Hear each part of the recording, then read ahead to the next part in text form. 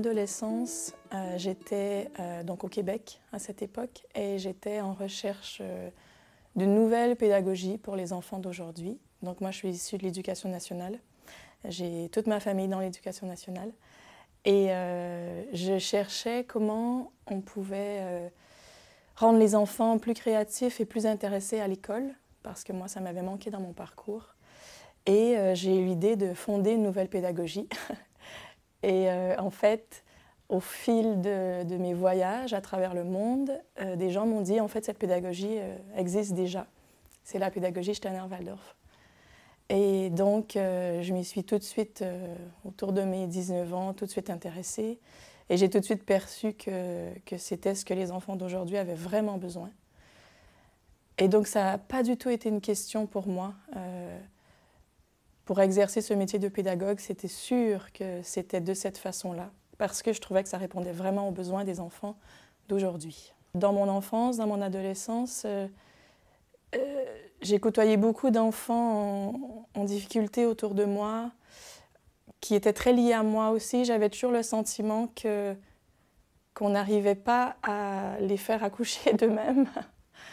Et j'ai fait mes études après en pédagogie curative au Québec, justement pour essayer de creuser à ce niveau-là.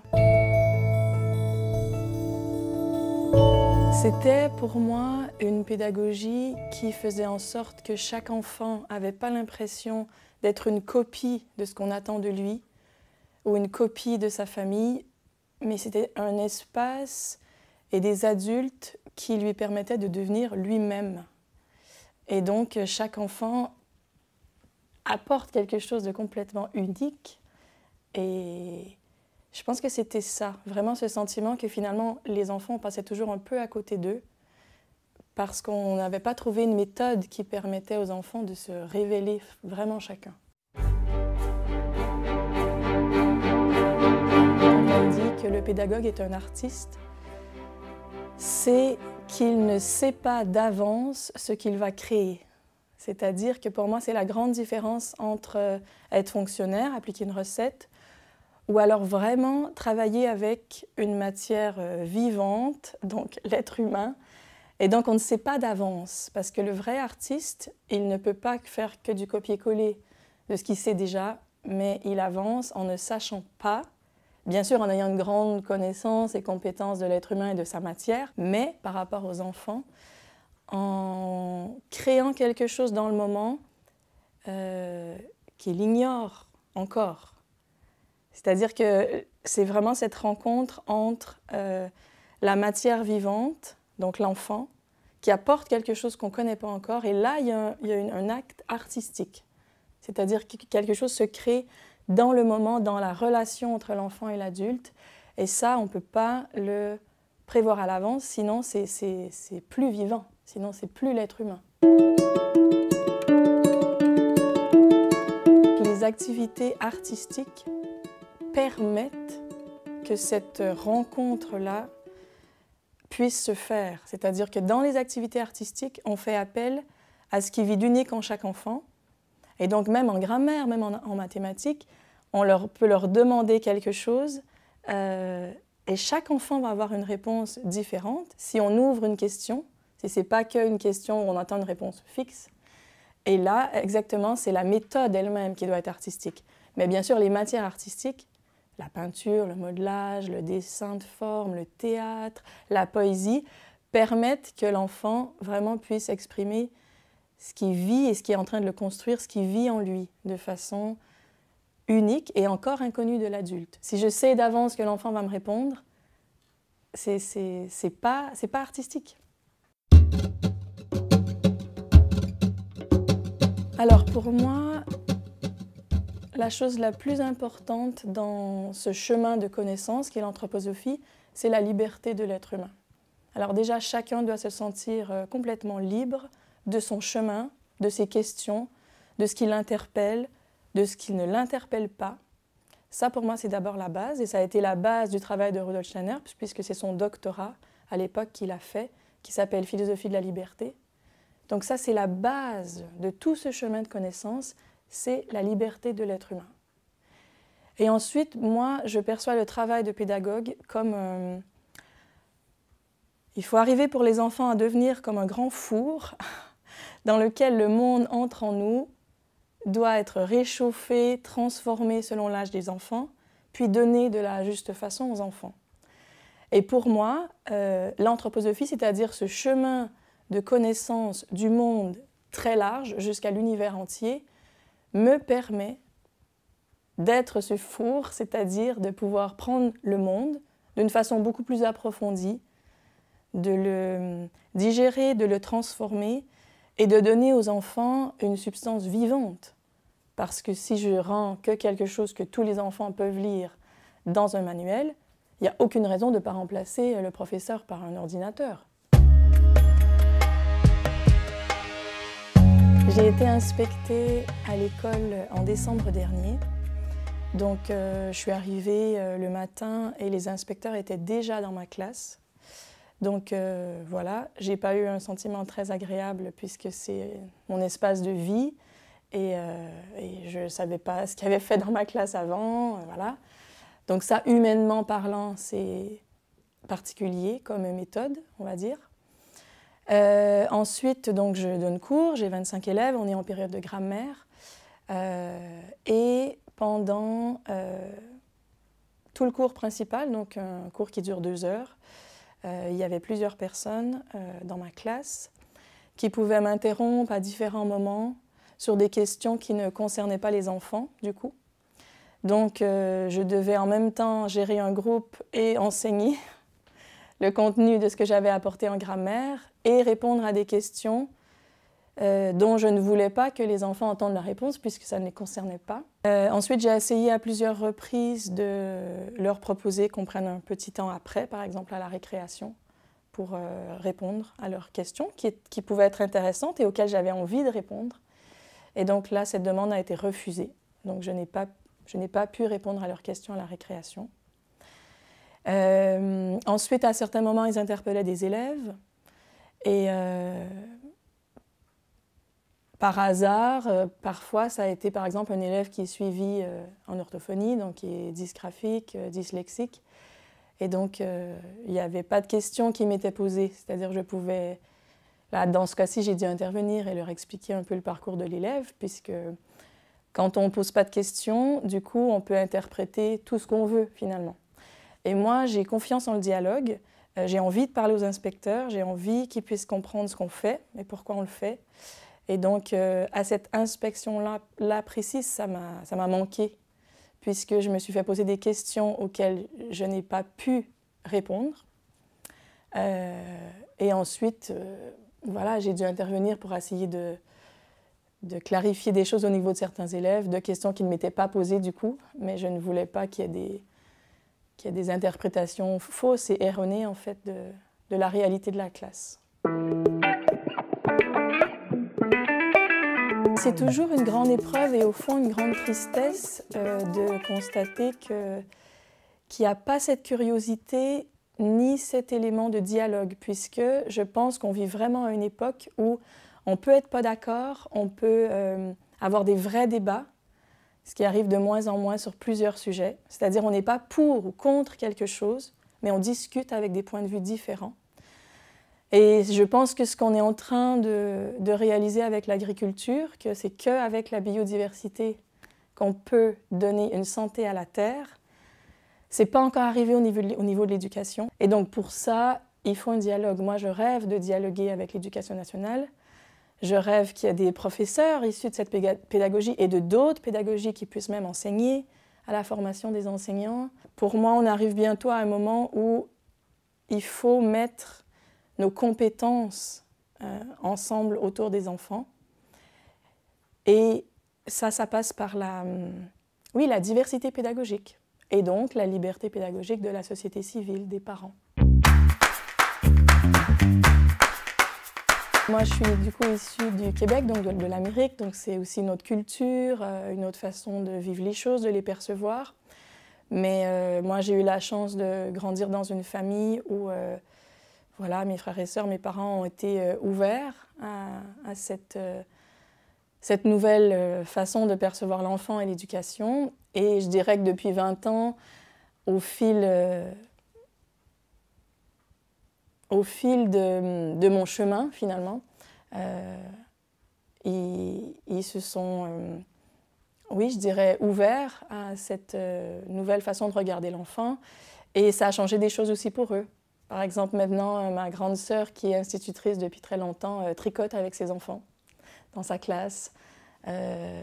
Mon père, qui a été longtemps donc directeur d'établissement dans des grands établissements privés, a soutenu, a aidé des initiatives en pédagogie Waldorf pour qu'elles puissent accéder au niveau administratif à un statut. Et je pense que ça, en fait, c'est tout à fait possible, de gens qui soutiennent la pédagogie Waldorf sans y être. Et pour ça, ça prend vraiment le dialogue. Il faut qu'on puisse se mettre autour d'une table et partager nos pratiques, échanger sur ce qu'on fait. Ce que j'ai fait à petite échelle avec ma famille, bien sûr, puisqu'ils ont vu mes classes, ils ont vu mes projets, ils ont vu la pédagogie Waldorf, comment elle rayonne à l'international. Je pense que les sujets féconds, rassembleurs, pour notre époque, moi j'ai plein d'amis dans l'éducation nationale aussi qui se posent les mêmes questions, par exemple, au niveau de l'attention des enfants. Qu'est-ce qui, à notre époque, suscite l'intérêt, l'attention des enfants? Qu'est-ce qui freine leur créativité? Qu'est-ce qui la suscite? Ça, c'est un sujet. Le sujet de la mémoire. Qu'est-ce qui fait que les enfants retiennent ou non ce qu'ils ont appris? Qu'est-ce qui fait que moi, dans l'éducation nationale, tout ce que j'ai appris par cœur rapidement, en devant vite le rendre, j'ai tout oublié? Qu'est-ce qui fait que ce que je n'ai pas oublié, ce sont les choses qui m'ont touchée? Ça, il y a des études qui sont faites là-dessus. Il y a plein d'études maintenant en neuropsychologie, etc., qui sont faites, qui recoupent plein de choses, qui sont faites aussi dans la pédagogie Waldorf. Je pense qu'il faut vraiment maintenant créer des cercles de compétences, de recherche. Il faut que les gens puissent venir dans les classes, dans les écoles Waldorf, pour percevoir comment l'attention, là dans cet exemple-là, comment l'attention des enfants est maintenue, comment la mémoire est développée, la mémoire à court terme, à long terme. Alors un autre sujet qui serait vraiment digne d'intérêt, je pense, ce serait la motivation intrinsèque des enfants à venir à l'école. Est-ce qu'on vient à l'école parce qu'on a peur? Est-ce qu'on vient à l'école parce qu'on veut faire plaisir à nos parents? Est-ce qu'on vient à l'école parce qu'on est obligé? Et ça, je pense que cette question-là est vraiment à approfondir parce que c'est ce qui fonde la société de demain. C'est ce qui fonde la France de demain. Si on fait pas mal à notre voisin parce qu'on est obligé, sinon on va être puni, ça ne forme pas les mêmes individus que si je ne fais pas mal à mon voisin parce que je ressens sa douleur et je n'ai pas envie de lui faire mal. Donc ça pose la question de la motivation et ça pose la question par exemple, du développement de l'empathie. Et ça, je pense que vraiment, dans toutes les écoles, Waldorf ou non, ce sont des questions que les pédagogues qui sont en face des enfants tous les jours se posent. Moi, j'ai beaucoup d'amis dans l'éducation nationale qui sont seuls avec ces questions, qui souffrent aussi de ce manque de lien pour plancher sur ces questions, non pas seulement dans les cercles universitaires, mais aussi sur le terrain. Et humblement, je pense que la pédagogie Waldorf, comme d'autres pédagogies alternatives, peut avoir des éléments de réponse et de pratique, en fait, pour répondre à ces questions-là, parce que c'est des questions urgentes qu'on se pose pour le monde de demain, quoi. Pour répondre aux besoins des enfants de maintenant, d'aujourd'hui, je pense qu'une chose qui est cruciale en ce moment, c'est que tous ceux qui font de la recherche en éducation puissent se lier à ceux qui sont sur le terrain et qui expérimentent de grandes difficultés aussi à répondre aux nouveaux enfants, parce que les enfants, c'est toujours nouveau ce qu'ils apportent et ils nous posent toujours de nouvelles questions. Et moi, je suis totalement ouverte à ce que des gens puissent venir dans les classes. Je pense que c'est important que dans la pédagogie Waldorf, les portes s'ouvrent. Et donc, je lance cet appel. Ma classe est ouverte. S'il y a des pédagogues, chercheurs, des scientifiques, des gens qui portent ces questions-là de l'enfant d'aujourd'hui, puissent venir observer et faire des recherches sur le terrain, vous êtes les bienvenus.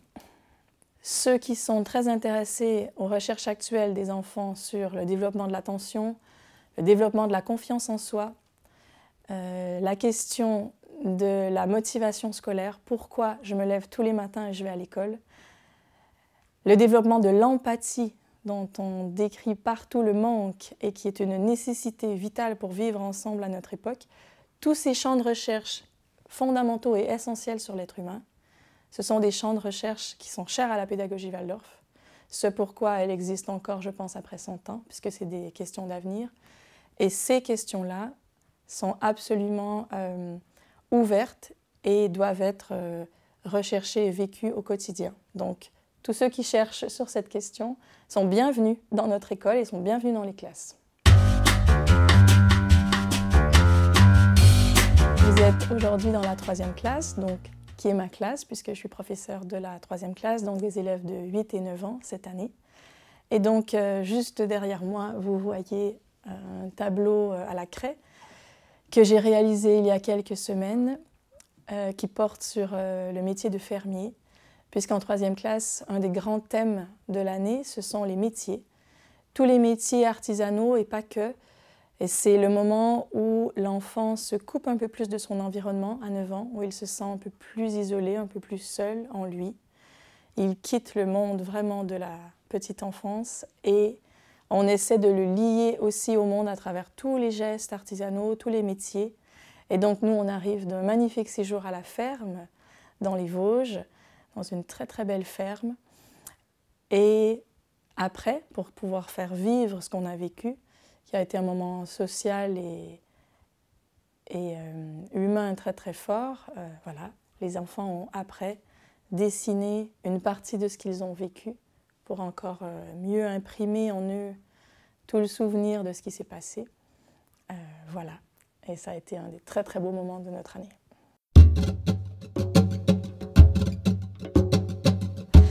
Alors ici, vous avez par exemple ce qu'on appelle un cahier de période. C'est un cahier de période sur la grammaire.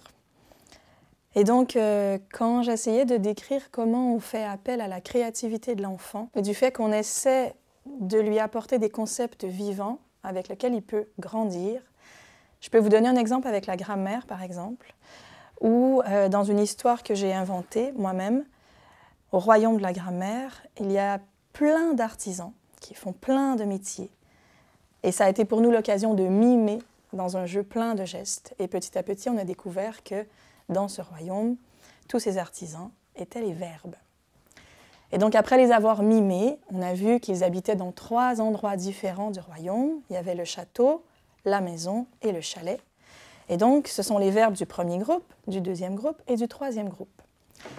Et donc le château, c'est le plus grand puisque ce sont tous les verbes en ER. Et après, les élèves ont trouvé eux-mêmes plein de verbes qu'ils connaissent qui terminent en ER. Même chose pour le 2e et le 3e groupe. Et en agissant ainsi, ce n'est pas pour les amuser ou faire passer le temps, que ça soit plus rigolo, mais ça a vraiment pour vertu déjà de susciter leur intérêt par leurs sentiments, parce que là, ils sont dans une image, ils ne sont pas que dans un concept abstrait. Et ensuite, ça s'imprime dans leur mémoire. Encore en juin, maintenant, mes élèves savent reconnaître les verbes du 1er, du 2e et du 3e groupe. Et ça, c'est acquis, puisque ça a été lié à une histoire et à une image qui a été vécue, qui s'est imprimée. Et ça reste après pour toute la vie, parce qu'on sait bien que l'être humain, c'est ce qu'il a touché qui s'imprime et qu'il retient. Ce qu'il ne le touche pas, il ne le retient pas. Et donc les élèves font eux-mêmes leur cahier, ce qui engage énormément aussi leur volonté.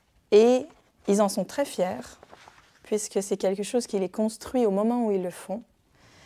Et au fil de la période de la grammaire, par exemple, ils ont acquis énormément de confiance en eux, du coup, puisqu'ils ont pu imprimer de nouveaux éléments qui ont été apportés de façon imagée. Ce sont des concepts, bien sûr, après qu'on retrouve dans les guides et dans les livres de grammaire, qui ont été habillés, je dirais, d'une image qui correspond à la réalité du verbe, de l'adjectif. Par exemple, moi, c'était un peintre qui donnait une qualité à tout ce qui l'entoure, donc au nom. Et ça permet vraiment aux enfants de retenir ce qu'ils apprennent. Et donc ici, on a les articles, qui sont les serviteurs des noms, qui les accompagnent partout où ils vont. Et l'adjectif, qui donne une qualité au monde, à tout ce qu'on perçoit. Et donc les enfants ont aussi mimé les adjectifs, ont aussi mimé les noms.